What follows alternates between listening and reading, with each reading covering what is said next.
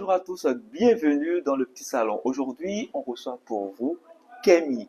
Elle est martiniquaise et béninoise de cœur. Depuis plusieurs années, elle revient au Bénin et ceci chaque année. Et pour montrer à quel point ce pays est devenu une partie d'elle, elle y a même sa propre maison. Cette fois-ci, son séjour prend une dimension sociale et humaine, avec des projets, des rencontres et beaucoup plus de solidarité. Dans le petit salon, on veut la découvrir, comprendre son histoire avec le Bénin et savoir ce qu'elle prépare pour ce nouveau séjour. Bonjour Kémy, Bonjour Merveille, comment tu vas? ça va très bien, merci et toi? Ça va aussi, Ça va aussi? bienvenue dans le petit salon. Merci beaucoup. Comment est-ce que tu te sens? Très bien accueilli par l'équipe, merci beaucoup. Tu n'es pas... Oh, je suis pas une étrangère, je me sens très bien, ça va très bien. Pour ceux qui te voient pour la première fois, qui est Kémy? Alors Kémy, c'est une femme qui est amoureuse de l'Afrique et plus particulièrement du Bénin. Pour ceux qui ne le savent pas, Kémy veut dire « couvre-moi de tendresse ». Mon vrai prénom, en fait, c'est Corinne, mais j'ai décidé d'embrasser ce prénom Kémy qui me va à merveille, je trouve. C'est pas un jeu de mots, hein, attention. Tu arrives à t'identifier à travers ce prénom, voilà, c'est ouais. ça. Et comment est née cette relation entre toi et le Bénin? Alors j'ai découvert le Bénin en 2009. Donc c'était un voyage d'agrément, un voyage pour découvrir un pays. Et je suis tombée littéralement amoureuse du Bénin, plus particulièrement à Ouidah, quand j'arrive devant la porte du non-retour, où je vois des hommes et des femmes pieds et mains liés. Et je ne sais pas ce qui se passe dans mon intérieur, c'est pas une histoire qui se raconte, mais c'est une histoire qui se vit. Et je sais que je vais retourner dans ce pays. Tu ressens une connexion, je sais pas, plus spirituelle? C'est une connexion spirituelle. Mais c'est, comme je dis, c'est pas une histoire qui se raconte, c'est une histoire qui se vit. Ça se vit. Je pourrais même pas vous la raconter, mais c'est ce que j'ai ressenti dans mes entrailles. Il faut la vivre. Il faut la vivre. C'est ça, c'est ça. Et beaucoup viennent visiter ce pays, mais toi, tu y reviens chaque année. Tu te sens chez toi. Qu'est-ce qui a créé ce lien si fort entre, tu l'as déjà dit, avec le Bénin, mais beaucoup plus d'avantages? Je ne m'y sens pas que chez moi, je suis chez moi. Tu es chez toi. Puisqu'en 2015, j'achète un terrain, je fais construire une maison. Donc j'ai besoin de me reconnecter chaque fois. Quand je repars en métropole, c'est comme si j'étais déconnectée et chaque fois je suis obligée de venir me reconnecter à la source. Tu sais qu'au Bénin, nous avons plusieurs identités. Tout à fait. Comment tu arrives à t'identifier à travers ces identités-là? À travers la force de l'Afrique, à travers la force de la femme plus particulièrement, parce que j'ai créé une entreprise qui s'appelle Nyonou Asuka, et à travers Nyonou Asuka, c'est la force des femmes au Bénin, plus particulièrement au Bénin. Au Bénin. Et qu'est-ce que le Bénin est venu réveiller alors en toi à travers déjà tout ce que tu as vécu jusque-là? Une force, parce qu'en fait en France, en métropole, on se plaint beaucoup, mais quand on voit la force des personnes qui vivent au Bénin, c'est la force. La force que ces personnes-là dégagent. En fait, dégagent une force, une authenticité, des gens qui ne se plaignent jamais. Comment ça va? Oui, ça va. Ils peuvent vivre le pire, hein. Ça va. Ça va toujours. Ça va toujours. Et la première fois que tu es arrivé ici, tu t'attendais à quoi? Je m'attendais à un voyage, comme on fait un voyage, pour découvrir des plages, pour touriste, découvrir des gens. Mais en fait, j'ai reçu une véritable claque, en fait. Une claque qui m'a fait du bien, qui m'a réveillée et qui me dit, tu vois ce qu'ils vivent dans ce pays, en fait, j'aimerais être comme eux, avoir cette force, avoir cette humilité. On vit ça, mais on dit rien, en fait. Tout est à l'intérieur. C'est très fort, très, très fort. Tu n'es plus qu'une visiteuse au Bénin, tu as carrément une maison. Qu'est-ce que cela représente pour toi? Cela représente une authenticité, le besoin, comme je l'ai dit tout à l'heure, de me reconnecter, de revenir me reconnecter aux sources, à la source. Et à quel moment tu te dis, j'appartiens aussi à cet endroit? Cet endroit, c'est chez moi. Je me pose même pas la question, c'est chez moi. J'ai dit en 2009, quand j'ai découvert le pays et que je suis arrivée devant la porte du non-retour, je savais que c'était chez moi. Je me pose pas la question, je suis chez moi. Et quelle est la réaction de tes proches, de ta famille, tes amis? Qu'est-ce qu'ils en pensent?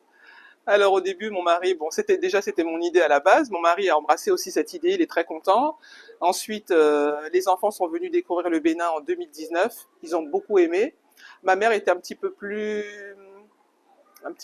interrogative. Et dernièrement, je lui ai fait une vidéo. Elle était très contente et très fière. Elle m'a dit, je suis fière de toi. Est-ce que ça lui donne envie de venir aussi au Bénin? Au vu de son âge, je crois qu'elle a plus trop envie de voyager. Mais en tout cas, elle était contente pour moi. Elle était contente. Et ce voyage, pour toi, a une dimension, Ça a une dimension beaucoup plus sociale. C'est ça. Oui, à quoi ressemble ton projet? Ce serait d'aller à la rencontre des gens, aller à la rencontre des femmes plus particulièrement, parce que les femmes vivent quelque chose de très intérieur. En fait, elles ne se plaignent jamais. Ce qui m'avait marqué une fois, c'était au détour de mes voyages, Ouais, une femme qui portait donc, enfin, elle avait des jumeaux, un devant, un derrière, le c'est plateau sur la magnifique. tête, le tabouret sur l'épaule, et du coup, ce serait aller à la rencontre de ces femmes, parler avec elles, à la rencontre des femmes qui sont démunies. Donc d'ailleurs, j'ai une rencontre le 15 novembre, donc voilà. Ça va se faire. Ben, j'aimerais bien. Et tu prévois toute action dans le futur au Dans Bénin? le futur, j'aimerais bien aller. Enfin, j'ai déjà été dans les orphelinats, mais ce serait peut-être ouvrir un orphelinat et pouvoir aider les enfants qui sont démunis, les enfants qui n'ont plus de parents. Ils ont peut-être un seul parent. Voilà, ce serait un projet qui me tiendra à cœur.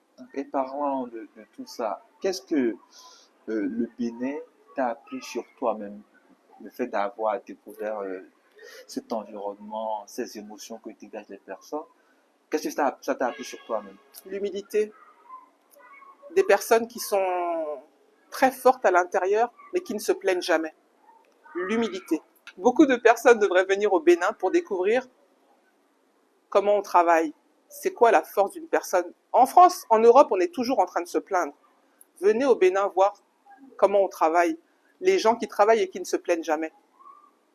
Et c'est une réalité aussi dans toute l'Afrique, hein. Mm. Est-ce que tu as eu l'occasion de visiter d'autres pays de l'Afrique à Alors part au Ghana, mais il y a très longtemps, c'était en 92, on était parti dans un village pour construire une clinique.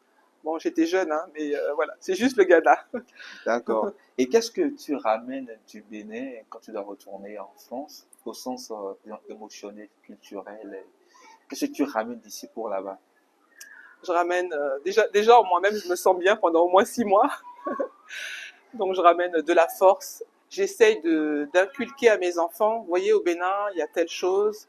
Enfin, les enfants ont compris, hein, parce qu'ils sont déjà venus, mais du coup, d'arrêter de se plaindre, de vivre dans l'humilité, dans la bienveillance, c'est important pour moi. Cette Et c'est ce que réalité. j'ai appris ici et que je communique aux gens quand je repars en Europe. D'accord. On ira bientôt à la fin de cette émission, D'accord. mais rapidement, ton plat préféré béninois, c'est quoi? C'est le piron. Pilon. Le piron. Le piron. Eh ben, avec la farine de Rouge. manioc. Ouais, c'est ça. Ah. Et l'expression ou l'accent béninois que tu aimes quand tu viens au Bénin, quelle expression? J'aime bien dire Undope no Mao. De quoi Bon, nous désolé pour l'accent, mais c'est que tu remercies Dieu. c'est ça. Ok. Et un endroit où tu vas obligatoirement. Obligatoirement, c'est Ouida. Obligatoirement. Et depuis que tu es arrivé, tu t'es déjà Oui, j'y rendu suis là? déjà allée. J'étais invitée par votre équipe justement parce qu'il y avait un festival. Mais même si j'avais pas été au festival, obligatoirement, il faut que j'aille à Ouida. Ouais. Et tu as été à la porte du non-retour? Non, j'ai pas eu l'occasion. Mais bon, je suis là pour un moment, donc j'aurai l'occasion d'y retourner. Et si demain on t'annonçait ta nationalité béninoise, tu Ah, réagis je comment? serai la plus heureuse des femmes. C'est la prochaine étape. C'est l'étape vers laquelle je C'est veux la aller là. nationalité. C'est ça. Là, quand j'entends des Ciara, Laurie Ouais. Lille, tout le monde vient au Bénin. Donc, c'est que réellement, il y a une richesse au Bénin. Tout C'est le ça. monde vient au Bénin. Donc, le Bénin a le vent en poupe. Mais moi, je connais bien avant que ces C'est vedettes ça, viennent. Moi, j'étais c'est ça. déjà là. Ah, Donc, tu as le Bénin à la mode en fait. c'est ça, c'est ça. Est-ce que tu as un mot à dire aux personnes qui nous suivent, qui t'ont découvert aujourd'hui? Est-ce que tu as quelque chose à leur dire? Et ben, je leur dis que je les couvre de toute ma tendresse et que Ok, j'aime beaucoup le merci. Bénin. Voilà. Et que je vais revenir bientôt et que je vais revenir encore et encore. Voilà pour la fin. D'accord. Chers amis internautes, nous sommes à la fin de cette émission et je vous souhaite de passer une belle journée et à la prochaine dans le petit salon. Ciao! Ciao.